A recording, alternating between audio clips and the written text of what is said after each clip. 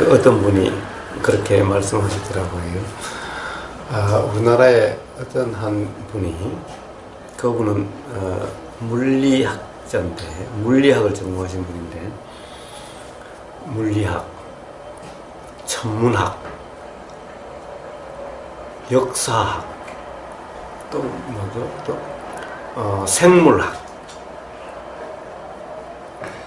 한 사람이 이렇게 여기에 달통해가지고 그 집에 가면은 요 관련된 책으로 뭐 몇천 권이 된다나, 뭐 아파트에 그냥 책으로 그냥 가득 차 있대요. 근데 이 네 개 분야, 역사를 예를 들자면은 뭐 기원전 뭐 역사 이래로 역사 시대 이래로 가령 뭐 BC 2500년, BC 2500년에 뭐 저기 유럽은 어떻고, 뭐 저기 중동은 어떻고, 아시아는 어떻고, 뭐 아메리카는 어떻고, 요걸 동시대로 다 정리돼서 이거 다 외운대요. 이렇게 표를 다 해놓고. 그것뿐만 아니라 물리학이면 또 물리학에 관련해서 전부 또 표로 다 이렇게 작성해서 다 외운대요. 그렇게 네 개 분야에 그렇게 해서 달통을 하고 있대요. 야, 이거 뭐. 그래서 그 집에 가면 책이 그렇게 많대요. 전부 다 책을 다 봤다는 거예요. 그래서 여기서 또 공부도 계속 더 하고 있대요.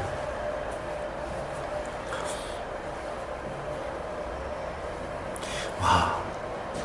그러면서 그분이 추천하는 책, 뭐 어떤 책이라고 하는 이런 책들을, 그래서 우리나라의 저명한 그런 이 생명공학자, 박사, 교수 두 분하고 정신을 보면서 그런 이야기들을 막 열심히 하십니다. 제가 찬물을 끼얹을 수가 없어서 그냥 듣고만 있습니다.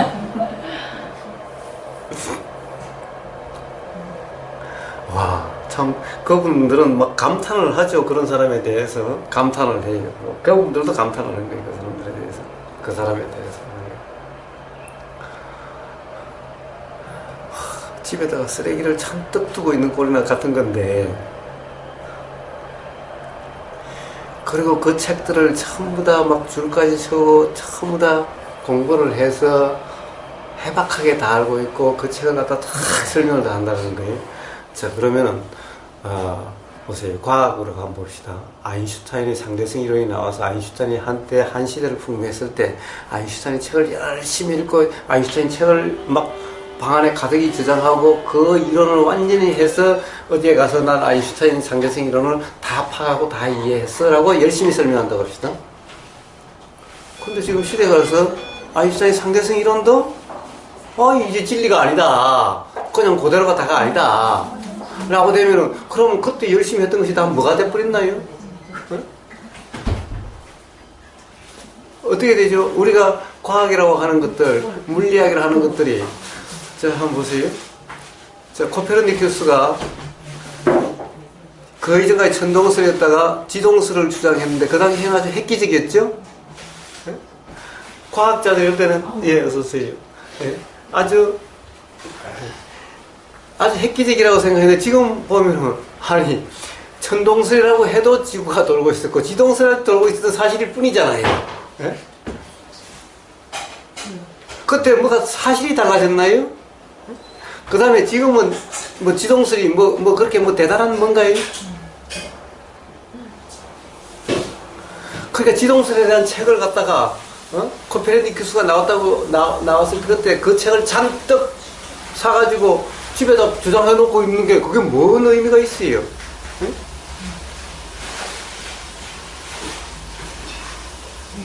그러니까 결국 우리가 가령 이 과학자들이나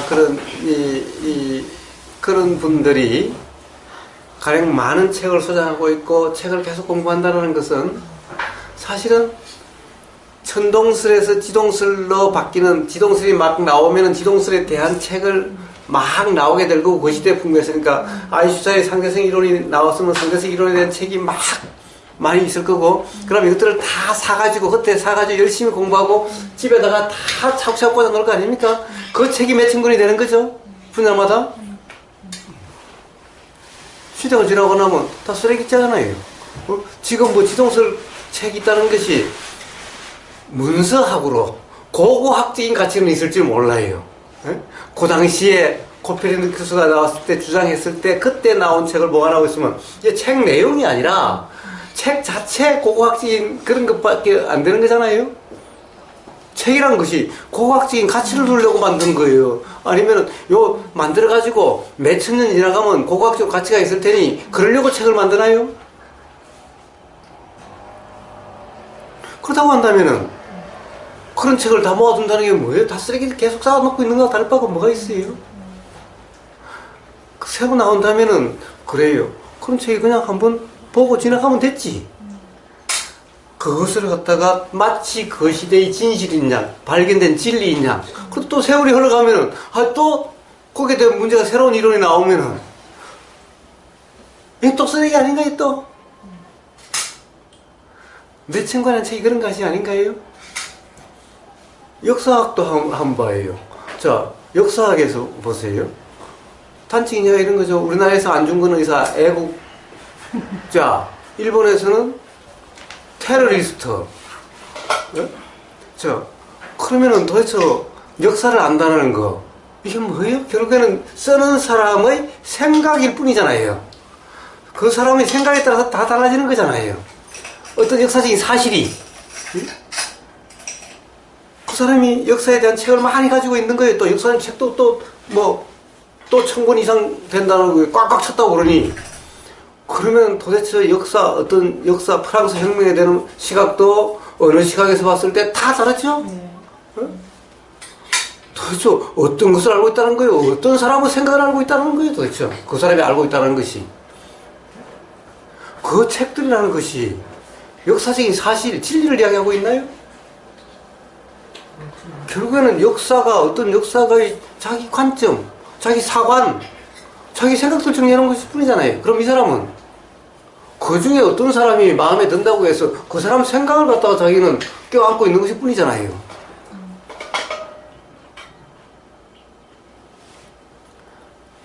왕조시대 때 가령 왕가에서 쓴 역사냐 백성이 쓴 역사에 따라서 완전히 다르게 될 텐데 도대체 그 역사학을 공부해가지고 역사는 어떤 거다 그때 어떻다고 하는 것을 그 중에 책도 많이 가지고 있다는 것이 무슨 의미가 있는 거죠?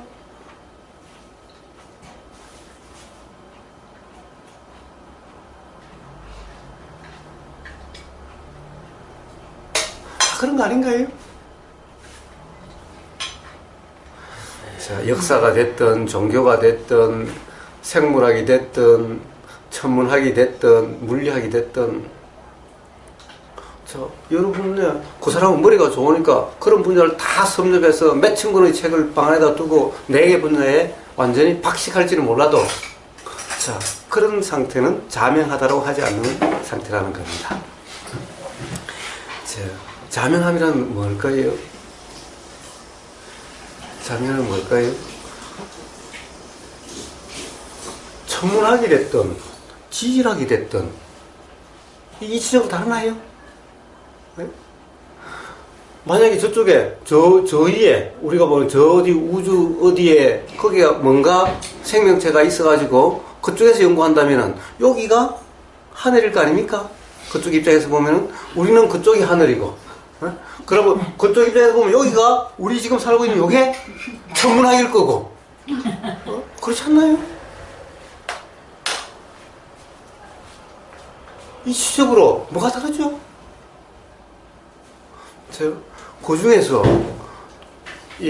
저기 생명들 또 거기 가면 미생물학이 있고 뭐 식물학이 있고 뭐 그래요. 이 사람이라고 하는 것, 사람에서 작용되는 이 이치나 미생물에 작용되는 이치나 뭐가 다르죠? 그런데 그쪽에서는 미생물학이 있고 인간 유전공학이 있고 미생물 유전공학이 있고 다른 분야 같아요. 이게 뭐 다르나요? 이치도 똑같은 것일 뿐인데 자, 사람이 이렇게 움직이고 관념적으로 해석하면은 이게 뭐예요? 이게 바로 역사가 되는 거예요. 이런 사람들 쌓인 게 역사잖아요. 그러나 이 작용의 이치, 미생물 작용의 이치나 이 작용의 이치나 뭐가 다른데? 생각만 다를 뿐이지. 그것을 해석한 것만 다를 뿐이지. 자, 생물학과 역사학이 뭐가 다르나요? 이 모든 것에서 요즘 인문학에서도 통섭이라는 말이 있습니다. 이제 이게 불교까지도 통섭이라는 것이 있어요. 통섭이 뭡니까? 통섭이라는 것은 모든 분야를 통해서 어떤 이치, 같은 이치를 찾아내는 거죠. 그러면 천문학이 됐든 지질학이 됐든 생물학이 됐든 인간학이 됐든 역학이 됐든 뭐가 됐든 다 자기 이치는 간단한 거예요. 자명한 거예요.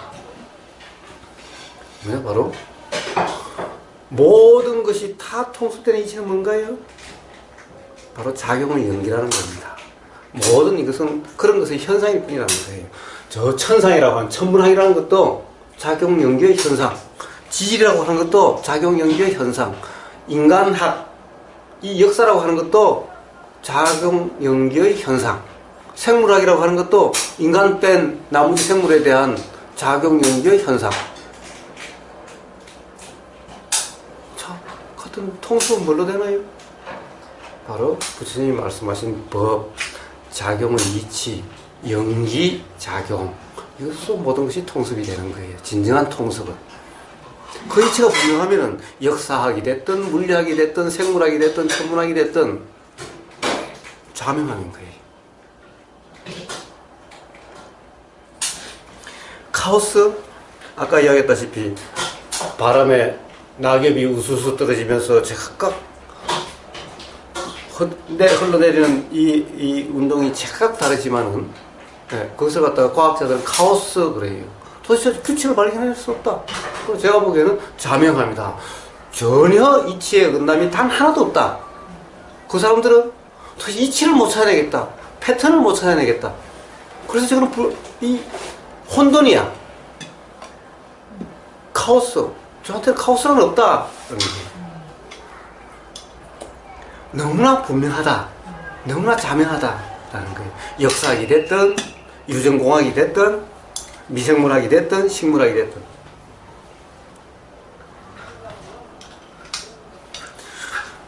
그래서 그냥 한번 보고 버리는 것은 괜찮은데 그걸 갖다가 이사도 못할 정도로, 이제 그 짐 때문에 이사를 못할 정도로 이제 그걸 끌고 다녀, 쓰레기를 끌고 다녀.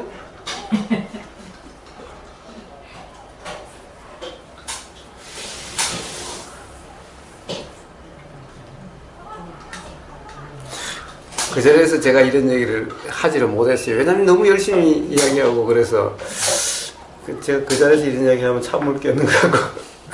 근데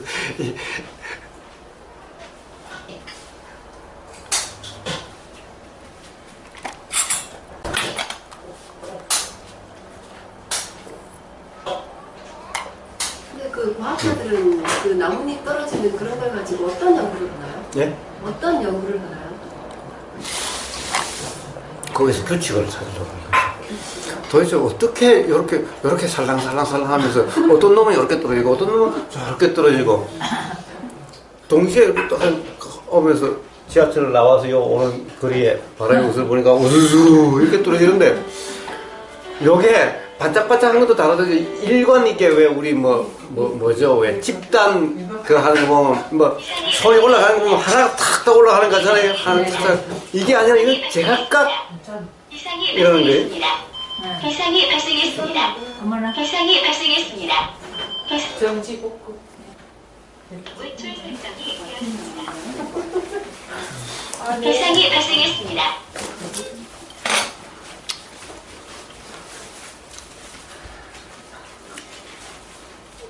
응? 아이스크림 말만 해놓고 어떻게 가버리면 어떡해? 그러니까 그 규칙을 그러니까 그거를 찾아낸다는 게 참 무서운 일 같아요. 그러니까 거기서 그게 저절로 되는 거 아닙니까? 그게 왜 저기 새떼들도 막 이렇게 막 몇백 마리가 저절로 이렇게 어떤 그 균형을 맞춰서 날아가고 또 개미들도 막 개미떼들이 엄청 많이 그렇죠, 지네들 나름대로 어떤 규칙 있는가는 모르겠는데. 네. 그런데 우리가 보면 그래요. 새때 어쩌게 우리 사는 것도 그렇더라. 참새무리가 한꺼번에 확 날아가는데 보니까 자 도대체 어떤 놈이 앞섰다가 뒤섰다가 이로 날아가는 밑으로 날아가는 놈. 그런데 전체적으로 보면 뭔가 이렇게 패턴이 있는 것 같기는 한데 그렇기는 해도 도대체 이 새들이 날아가는 규칙이라고 자, 모든 새들이 날아가는 규칙 이걸 어떤 과학적으로 예를 들어 가능하면은 이 수치화 수식으로 요 운동을 요즘 운동을 모든 운동을 다 수식으로 할 수가 있잖아요. 응? 그러니까 그렇게 할 수 있느냐 일관된 거기서 어떤 법칙을 찾을 수가 있느냐라는 거죠. 그걸 연구하는 거예요, 과학자들은? 그 중에서 이제 카오스 연구하는 사람들은. 그러니까 봐요. 요즘 거의 물리학 법칙 이런 것이 대부분 다 발견돼 있죠. 그런데 발견되지 않는 나머지가 전부 카오스죠. 아직도 모르겠다 이것이 카오스야. 응? 그 도대체 어떤 일관된 패턴을 찾을 수가 없어. 그러니까 혼돈이야. 그래서 그것을 통칭한 것이 카오스야. 그래서 그 사람들은 그 카오스를 해결하려고 그래. 카오스에서 어떤 패턴을 찾으려고 하고 이렇게 하는 거예요. 근데 그렇게 패턴을 찾으려고 하면 한도 끝도 없을 것 같아요.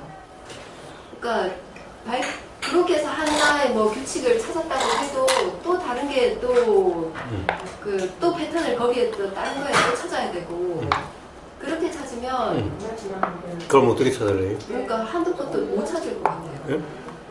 그런데 자명하다 그러잖아, 저는. 응? 저는 카오스는 없다 그러잖아. 네, 안 그럴까요? 그건 자명하다는 것은 분명히 이해가 된다는 거죠. 혼돈이란 말은 이해가 안 된단 말이죠. 이해가 된다고 한다면 그걸 혼돈이라고 붙일 거 있나 누가? 응? 그러니까 모르겠다라는 거죠. 이게 카오스죠.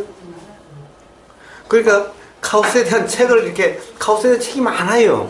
책을 쓴다는 것은 결국엔 뭐예요? 모르겠다는 책을 쓰는 거고 있는 거야.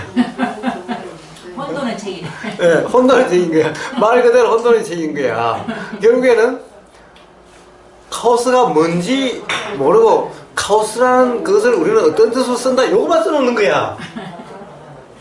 결국은 규칙을 찾아낼 수 없다는 것을 쓰는 거야. 어?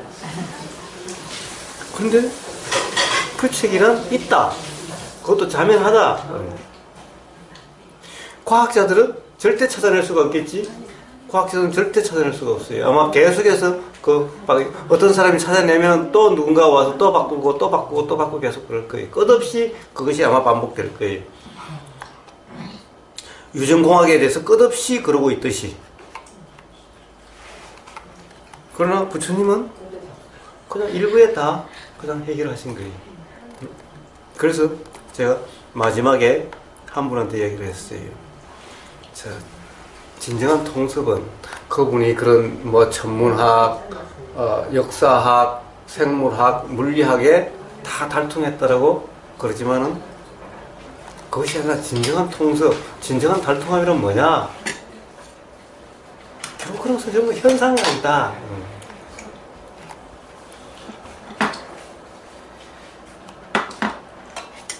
진정한 달통은 관념과 실제, 관념과 실상에 대한 분명한 이해가 있다면은, 그 다음에 실상이 뭐라고 하는 것에 대한 분명한 이해가 있다면은, 뭐 천문학, 뭐 우주학, 모든 학문, 모든 분야가 다 자명하게 되는 거죠. 나무잎이 살랑살랑 하는 이것도 자명하는 거예요. 우리가 보기에는 너무 그게 당연한 것처럼 보이는데 온도나 바람의 그런 세기 정도나 그런 거에 의해서 나뭇잎이 각각 다르게 움직이는 게 너무 당연한 것처럼 보이는데 그러니까 또 그 과학자들은 또 그런 거를 진짜 관념일 수밖에 없는 것 같아요. 그러니까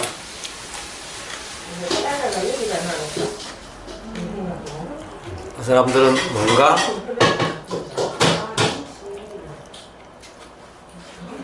청량 가능한, 교정 가능한 것으로서 돼야 된다고 생각하는 거죠.